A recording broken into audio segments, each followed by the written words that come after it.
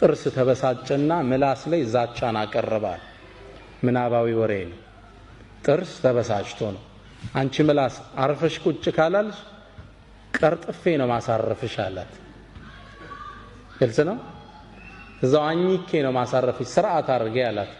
እሷም በስጨት አለችና አንተም ስርዓት አልስካልክ አንዱን ተሳድቤ ነው ማስረግፍ አለች። ግልጽ ነው። ግልጽ አይደለም። አንተም ብቻ አይደለም ከነ 32 ቤተሰብን ማስወጣ አለች። መጠፋፋት ነው የሚሆን።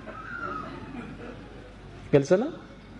እኔን አንተ ለማጥፋት ስታስብ አንተ ማብረን የምትወድቅ የሙስሊም ሚዲያ ሆነ መሪህን ስተች መሪው ደግሞ አንተን ቢተች አብረን የምትወድቅ መጠፋፋት ይሆን።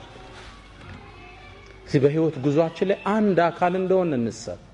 አንዱ ለአንዱ ጉድጓድ አይቆፍር።